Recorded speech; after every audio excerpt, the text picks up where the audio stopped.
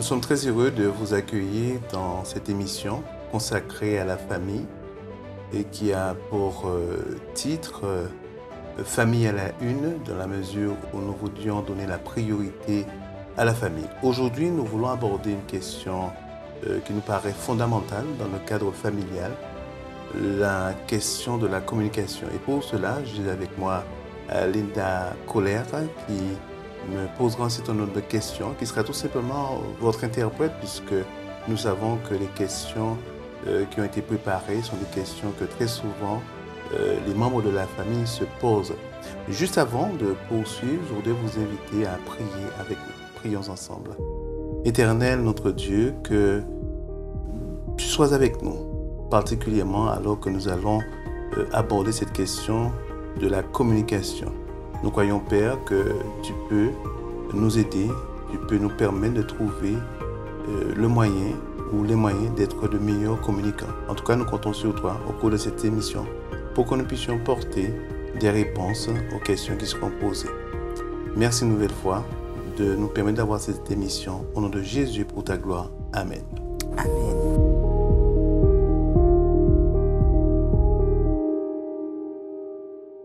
Quel rôle joue la communication dans le cercle familial? Oui, c'est une question qui est très importante, qui est fondamentale dans la mesure où il ne peut y avoir de familles épanouies, et familles qui se développent correctement, des familles qui puissent véritablement connaître ce qu'on appelle une vie familiale sans la communication. Donc la communication est fondamentale. Elle est si fondamentale que ce soit pour aborder les questions financières, les questions d'éducation, les questions de sexualité, toutes ces questions-là, et encore d'autres questions, passent par la communication. La communication est fondamentale pour le cercle familial parce qu'il y a plusieurs personnes dans la famille. Très souvent, il y a le père, il y a la mère, il y a aussi les enfants ou encore il y a le conjoint, les conjoints qui font partie de la famille. Il peut y avoir des familles monoparentales aussi. Mais quoi qu'il en soit, les membres de la famille ont besoin de se rencontrer. Il faut voir la communication comme un lieu de rencontre. On se rencontre, d'accord? On se rencontre pour échanger, on se rencontre pour dialoguer. On se rencontre aussi parce qu'on a besoin de se rencontrer. Il faut voir que depuis la création, lorsque Dieu a créé l'homme et la femme, il a fait en sorte que ce soient des êtres qui sont aptes à communiquer. Donc, la communication est fondamentale parce que ça devient une nécessité aussi. Nécessité dans le cadre de la famille. Et je disais donc que le père a besoin de rencontrer ses enfants, la mère a besoin de rencontrer ses enfants, les conjoints ont besoin de se rencontrer. Parce qu'il faut voir que la communication permet de faire du lien, de créer du lien. Parce que s'il n'y a pas de lien, la famille est disloquée, d'accord? Et si cette famille est disloquée, on ne peut plus parler de famille épanouie. C'est pour ça qu'il est important aujourd'hui de mettre l'accent sur la communication. Et très souvent, on le voit dans certaines familles où la communication est tout simplement faible, même vraiment très faible. On voit que ces familles-là n'arrivent pas non seulement à s'entendre, mais à se développer, c'est-à-dire à s'épanouir, à atteindre un certain niveau où chacun sera bien. On sera bien en famille. Parce qu'il faut voir que la famille aussi doit être un havre de paix. D'accord? Et pour que ça soit un havre de paix, il faut qu'on puisse se rencontrer. Parce que, disons-le bien, chaque membre de la famille a sa personnalité. C'est pour ça qu'aujourd'hui, lorsqu'on parle de famille, on est nécessairement obligé de parler de communication. C'est pour ça que la communication est essentielle à toute famille. Je me permets de dire aussi que certaines personnes pourraient penser, et c'est vraiment dommage qu'ils pensent ça, pourraient penser que la communication n'est pas quelque chose d'obligatoire. À partir du moment que moi, je me réalise, ok, dans le cadre familial, je ne suis pas obligé d'entrer en relation, en contact avec les autres. Et vous avez dans certains couples, par exemple, où la femme ou l'homme, alors certains me diront que ce n'est plus un couple, même s'ils sont mariés, ça peut s'entendre, où la femme ou l'homme ont carrément deux vies en parallèle. Tu fais ce que tu veux, je fais ce que je veux, et même au niveau des relations entre parents et enfants. Les parents font ce qu'ils veulent, les enfants font ce qu'ils veulent. Ça pose la problématique aussi de l'éducation, parce que on remarque bien que même au niveau de l'éducation, la communication joue un rôle, parce que le parent doit communiquer avec les enfants et les enfants doivent communiquer avec leurs parents. C'est important aussi de comprendre le rôle que joue la communication, parce qu'il y a la notion d'échange, il y a la notion d'écoute, il y a la notion de dialogue. C'est pas simplement le fait de vouloir imposer ce que je suis, ce que je pense, ce que je veux, mais aussi c'est de recevoir, la capacité de recevoir aussi de l'autre. Et cette capacité de recevoir de l'autre, il faut bien le comprendre, est essentielle pour que l'individu, dans son développement personnel, puisse évoluer aussi. Très souvent, on dit c'est en rencontrant l'autre, en échangeant l'autre, qu'on arrive à se connaître, qu'on arrive à se découvrir et qu'on arrive aussi à explorer aussi d'autres possibilités, d'autres opportunités. Si je suis avec moi seulement et moi seulement, je reste simplement avec mes idées, mes propres idées. Mais c'est important de pouvoir avoir l'idée de l'autre, la pensée de l'autre, et pour pouvoir être dans certains échanges. Et j'aimerais préciser, pour clore la réponse à cette question, c'est que Dieu a fait de nous des êtres communicants. De toute manière, Dieu lui-même communique avec nous. On le voit dans 2 Pierre 1, verset 21, il est bien dit que...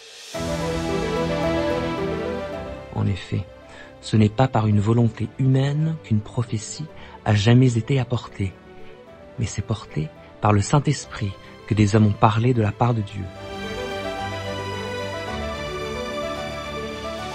C'est poussé par le Saint-Esprit que les hommes ont parlé de la part de Dieu. Dieu aussi communique avec nous. Dieu communique avec nous afin que nous puissions communiquer avec les autres. Ça, c'est indéniable et c'est important. Et c'est ce qui fait sens aussi, et si on veut élargir la question, c'est ce qui fait sens pour Dieu que nous faisons partie de la famille humaine, puisque Dieu a fait de nous, d'accord, des êtres créés à son image, et comme Dieu communique, nous sommes aussi appelés à communiquer. Donc, en d'autres termes, la communication aura toujours un rôle fondamental dans les relations familiales. Parce que Dieu a créé la famille, et pour que la famille puisse subsister, et pour que la famille puisse réellement être famille, faire famille, ça passe nécessairement par la communication.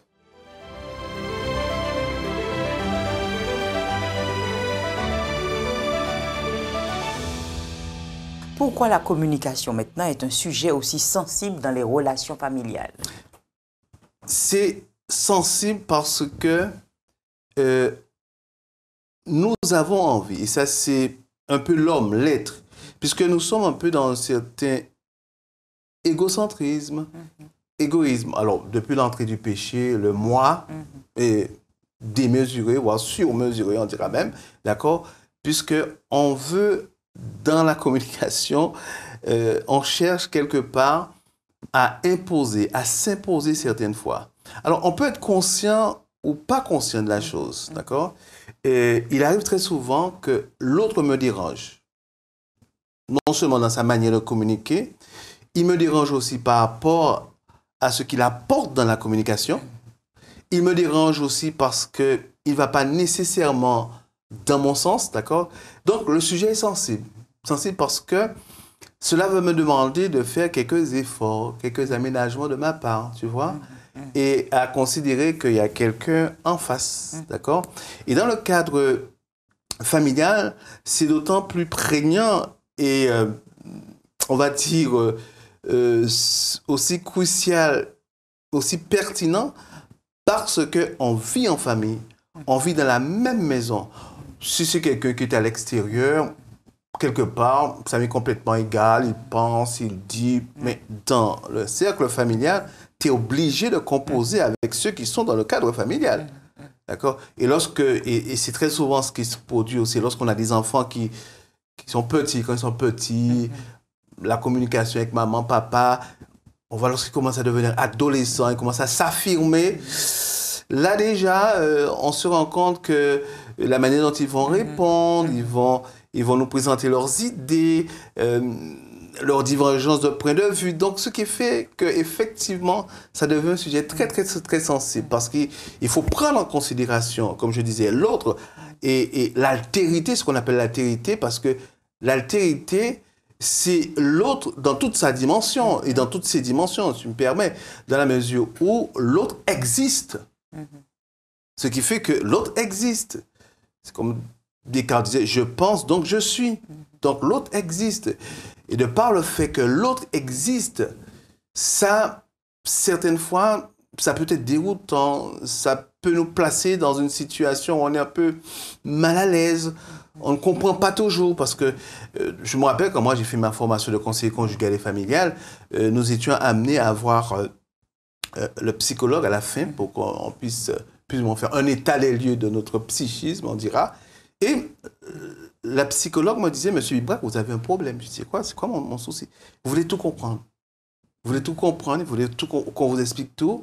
Et ce qui arrive dans la communication, c'est que la personne peut communiquer quelque chose, peut dire quelque chose, peut faire quelque chose, mais vous n'arrivez pas à saisir. Vous n'arrivez pas à comprendre les motivations, les raisons. Ça nous dépasse.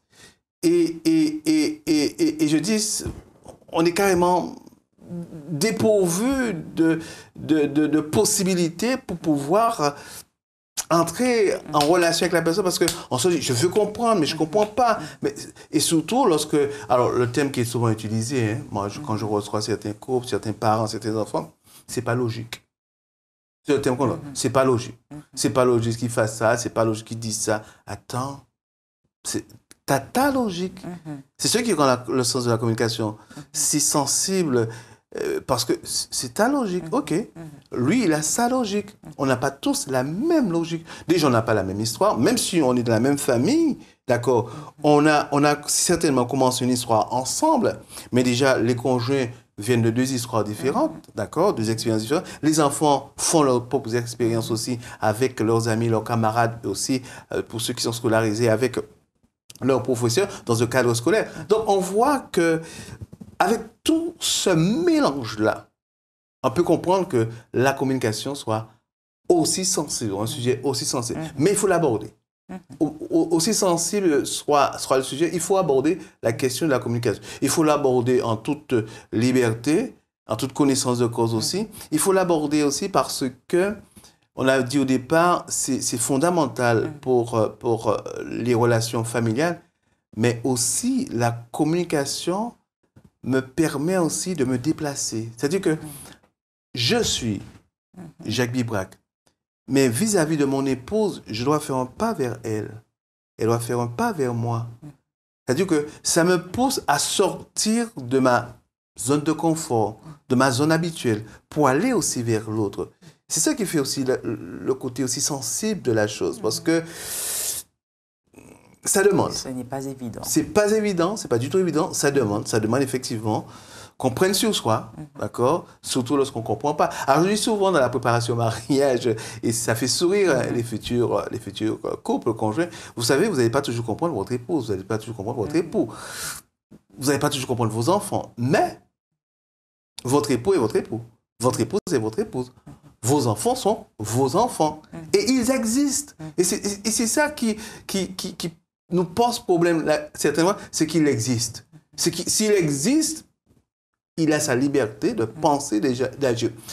Permettons de rappeler que la liberté, le libre arbitre nous vient de Dieu. Donc personne ne peut se dire que je vais le confiner, je vais le... Non, il faut permettre à la liberté d'être elle-même dans chaque individu et surtout dans un contexte familial. Mais la communication permet quelque part d'équilibrer tout cela pour qu'on puisse arriver à une certaine entente, une certaine compréhension des uns et des autres. Alors quand je utilise le terme compréhension, c'est dans le sens que je reçois l'autre, sans forcément comprendre tous les tenants et les aboutissants de son psychisme.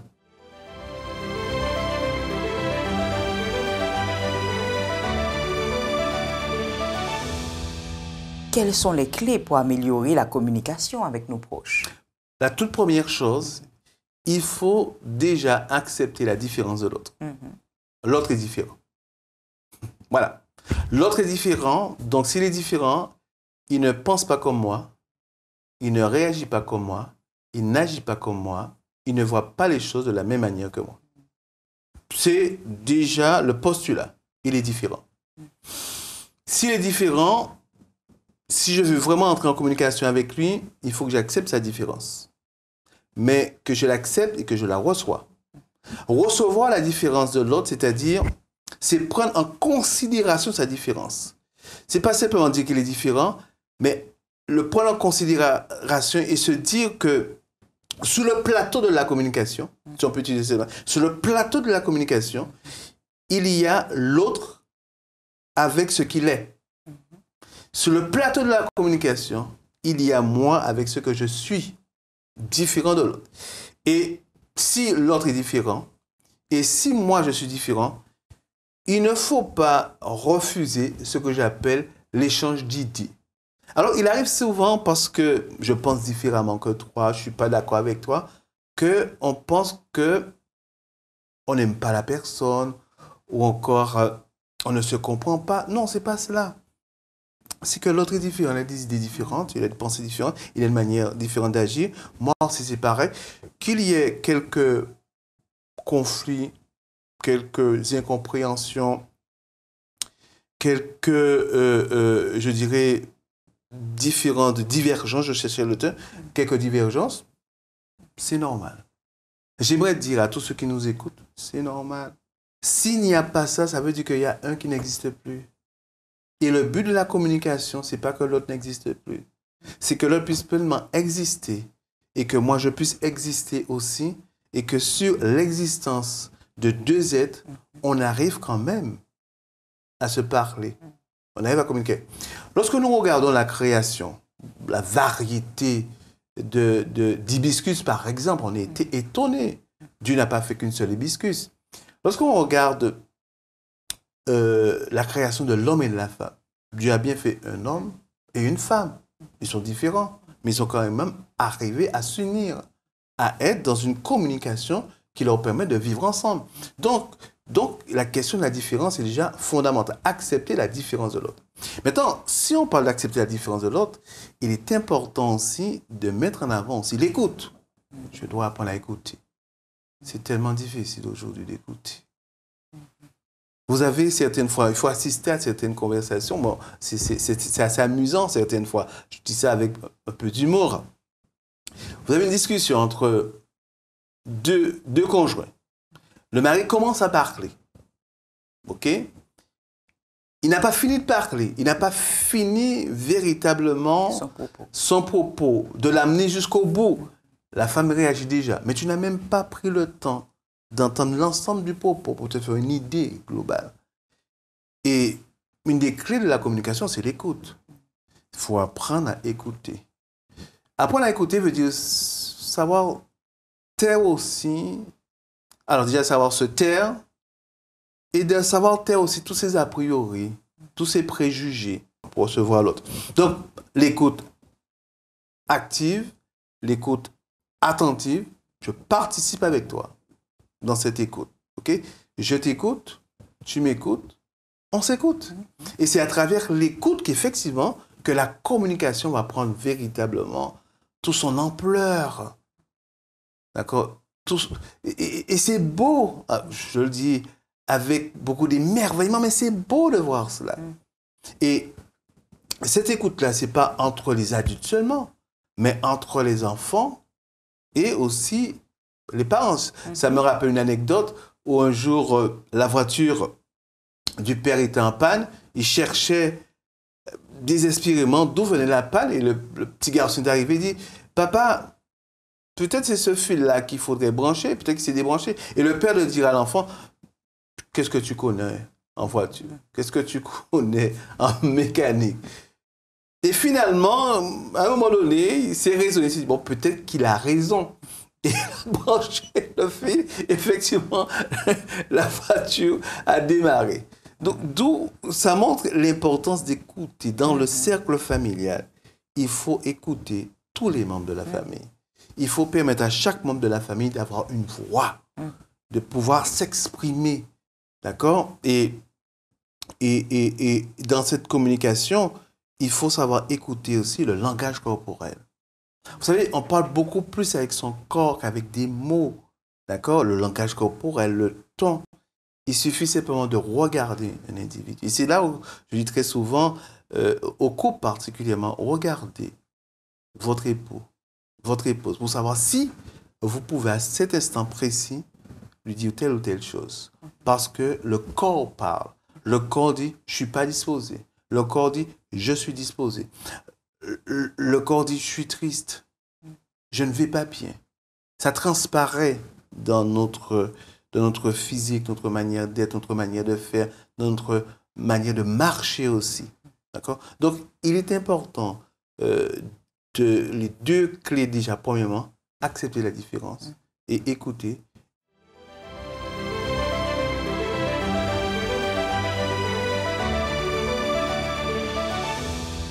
Y a-t-il plusieurs niveaux de communication? Si oui, quels sont-ils? Oui, il y a plusieurs niveaux de communication. Le premier niveau de communication, c'est le niveau où on se dit bonjour. Bonjour, bonsoir, comment vas-tu, etc. C'est le niveau très, très basique de la communication. C'est les formules de politesse, c'est les formules de courtoisie, les formules de prendre des nouvelles, ça va, ça va. Là, on peut dire tout et rien. D'accord? Comment vas-tu? Ça va. Bonjour, bonjour. Mais là, on n'est pas véritablement dans une interaction où je vais découvrir, en tout cas, l'autre va se révéler. Non, pas du tout. C'est simplement bonjour, bonsoir. Mais ça fait partie de notre vie sociale, d'accord? La vie de famille aussi, puisqu'on se réveille le matin, le père va dire bonjour à ses enfants, ça fait partie. Vous avez le deuxième niveau où là, on va partager des faits, simplement des faits. OK, il s'agira pour nous de dire, voilà, j'ai vu telle chose ou j'ai vécu telle chose dans mon travail, le patron a fait telle chose ou encore, j'ai sauté sur la route, il y a eu tel accident. On partage des faits, c'est que des faits. Ou encore, il y a la facture d'eau est arrivée, il faudra payer la facture. Ce sont des faits. C'est le deuxième niveau. Le troisième niveau, et c'est là que ça commence à devenir de plus en plus intéressant. Mais je précise que le premier et le deuxième niveau sont nécessaires parce qu'il faut partager. Là, on partage son opinion. Là, on va dire qu'est-ce qu'on pense, d'accord, de ce qu'on a vécu au travail, de ce qui s'est passé, cela. On partage son opinion. Là, on s'engage un peu plus dans la communication. On se révèle un peu plus parce qu'on est au niveau de l'opinion. Ce que je pense, comment je vois les choses, comment j'interprète les choses, comment je les comprends. Ensuite, vous avez le quatrième niveau, d'accord? C'est le niveau où je vais partager ce que je ressens, ce qui est au plus profond de moi. Et ce niveau-là est un niveau qui ne peut se faire que s'il y a un cadre, un espace de confiance où je pourrais véritablement dire ce que je ressens, mes tristesses profondes, mes joies profondes, ce qui, à l'intérieur de moi-même, du plus profond de moi-même, est en train de soit me bousculer, soit de m'émerveiller. D'accord, ça c'est un niveau, mais ça réclame, ça nécessite un espace de confiance, un espace où je sens que qu'on va recevoir ce que j'ai dit, qu'il n'y aura pas de jugement, il n'y aura pas de préjugés. Et dans le cadre familial, il est important que ce cadre-là existe. Maintenant, le dernier niveau pour nous en communication, c'est le niveau sexuel, d'accord? L'échange sexuel, les rapports sexuels qui appartiennent véritablement à la conjugalité, c'est le rapport intime, c'est l'intimité entre un couple. Voilà les niveaux de communication qu'on reconnaît aujourd'hui.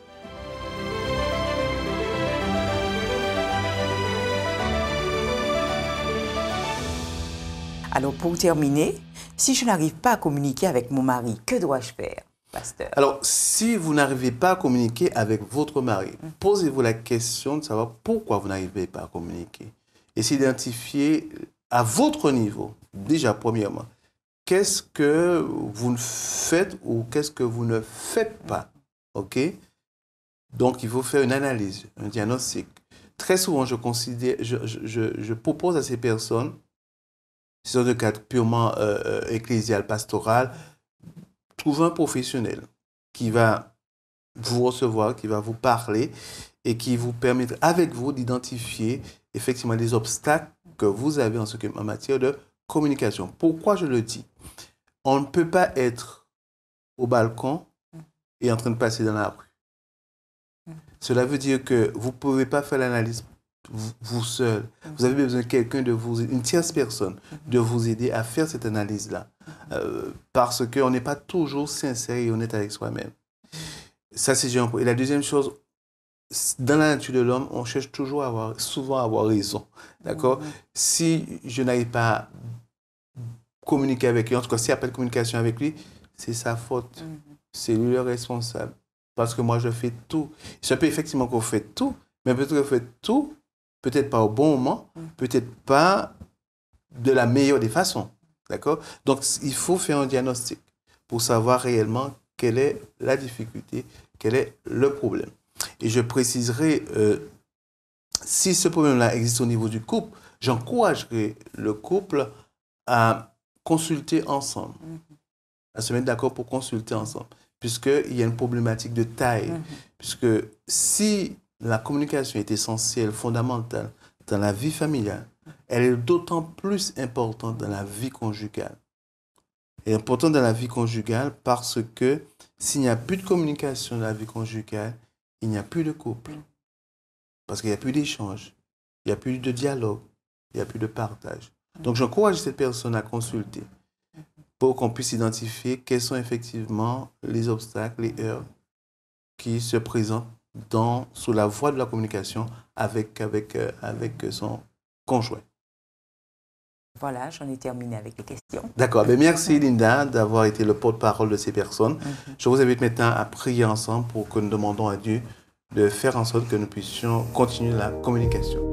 Éternel notre Dieu, nous te remercions infiniment pour ce moment de partage que nous avons eu avec tout un chacun, ceux qui vont effectivement être dans cette émission avec nous, qui vont participer, qui vont l'écouter, qui vont la regarder, et que surtout, entre Père, cela puisse aider chacun à prendre en considération la communication et à faire en sorte que, d'une certaine manière, nous puissions nous rappeler que Dieu nous aime et que Dieu a fait de nous des êtres communicants et que c'est fondamental pour la vie de famille.